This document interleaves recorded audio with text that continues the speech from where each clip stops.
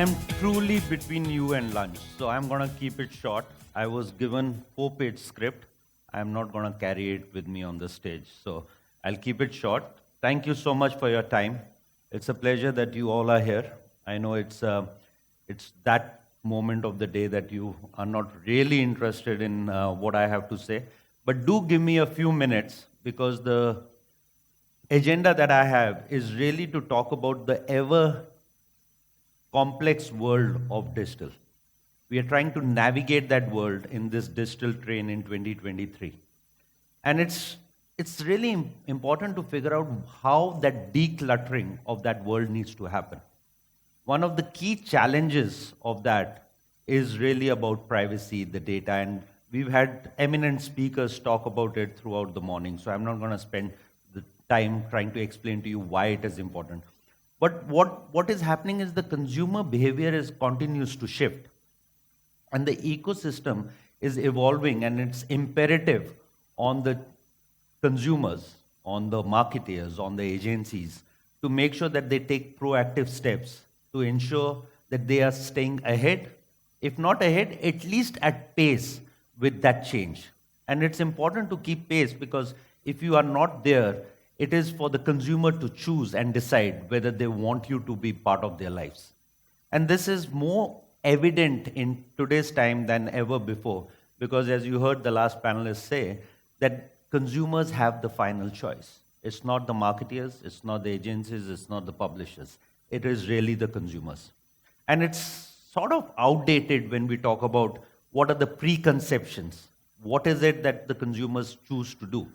That's sort of outdated. And there are three focal points of demand attention that the consumers want to work with. So with that in mind and the MMA objective to make sure that we are keeping pace with the industry, we are keeping pace with what the future of advertising and marketing should be. Our charter is really to help the entire industry to come together, to work on the agenda of making sure that we are working together to help shape that future which is driven by the customer. And that future is promising and is brimming with a lot of opportunities, especially in Indonesia. It is now the fourth largest mobile market with about 280 million subscribers. The digital business is growing. Ibu and Neneng actually mentioned $19 billion in her opening speech. We had speakers talking about the potential of that increase from creativity, demand, supply, etc. So, for instance, in that rapid growing world, what is it that we are trying to work through? We are trying to work through to keep it safe. And that is the opportunity that I have on behalf of MMA Indonesia, MMA Global, and on behalf of the team here, along with Shanti, Ray, and everybody else, to take this opportunity to announce that we've actually worked very hard and very convincingly with the ecosystem to put together a brand safety report, which is what I am here to announce and launch, which I truly believe will help give an impetus to the industry to understand some of those challenges. What we've tried to put together in this report is to make sure that we are able to set what those challenges look like, what the opportunity is there, how technology within advertising, but from a consumer perspective, can address some of those challenges, whether it's uncurated content, fake news, hate speech, everything else that centers around brand safety. And it's not about spending money. As Rahul mentioned, they are not burning money.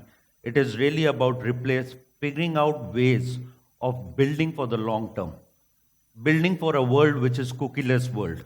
Marketeers need to look for those tools.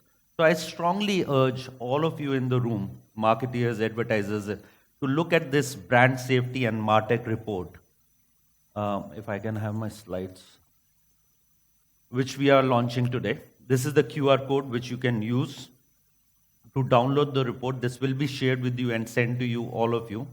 And I'm very happy to state that this report has taken place at a time when it is very important for all of us to look at the state of marketing in 2023. and to look at the current digital spends, which are increasing, ever increasing, and therefore, where are you putting that money? How are you steadfast ensuring that the growth of that dollar, the return, the ROAS, whatever term you want to use, is being effectively put in, and there's some sort of verification that is happening. The strategy needs to keep that in mind. And with that, the content of this report primarily features about what's the need for brand safety, why it is important to continuously look at brand safety as a tool. So there is a context setting there. It is also about embracing the future with the advertising practices. So we've tried to put together some of that content along with the industry experts of how, especially in Indonesia, with the rapid changes, how technology can evolve, how AI can actually play a role. There's also another study, and this is not a plug, but there's another study which we've recently done is state of artificial intelligence in advertising and marketing. And I'll be more than happy to share that with all of you in days to come. And that also has a role in advertising and marketing when it comes to safety and MarTech. The other thing that you will be happy to see is what is driving the economy. What are the data-driven solutions that are looking at first party, second party, third party? I don't think the third party is any longer relevant. A lot of you in the room may challenge me on that. But as we very quickly move from the cookieless world into the first party world, I think it is even more important that you're looking at your consumers and looking at their safety first. So this report will help you understand that landscape, but also give you some sort of tools, if you will, to understand what that environment may look like, how the content that is being created, whether it's, as I said, uncurated content, fake news, etc. But more importantly, when the creators are doing that content, what should they be interested in? Because a lot of this is going into creativity. Ibu Jessica mentioned in her speech, the last panel, about creative becoming a very important element. So did Rahul.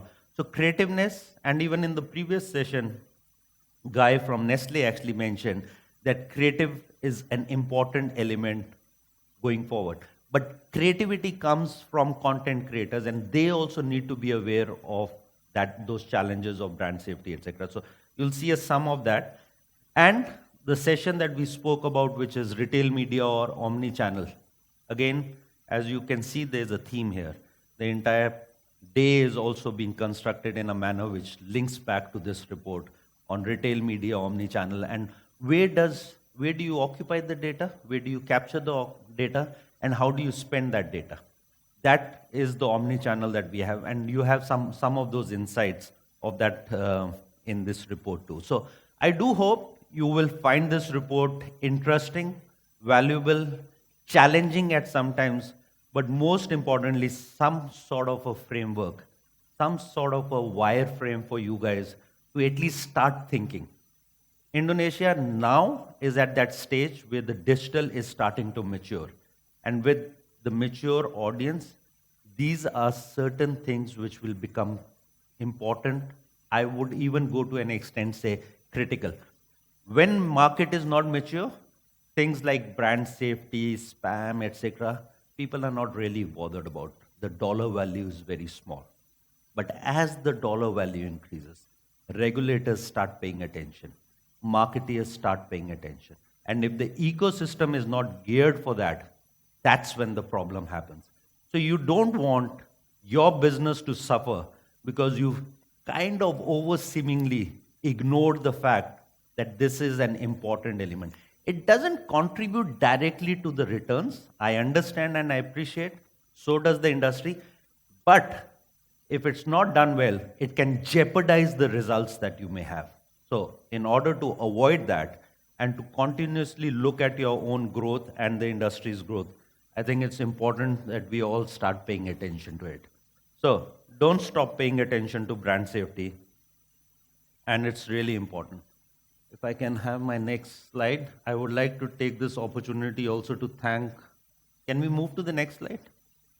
Our contributors, Groupam, Inca, DMP, Digital Turbine, IAS, MGID, Vonage, and Magnite. These are some of the technology solution providers, agencies who understand these challenges, who are actively working with the marketeers to address these challenges. Those are the solution providers. Those are the people who actually put that framework together. It is for the marketeers. The entire industry actually exists because marketeers spend their money. So these are the people who actually have the use cases, the best practices, the framework. So a wholehearted appreciation to these contributors to make sure that we are able to put something out in the market in Indonesia that we all can learn from.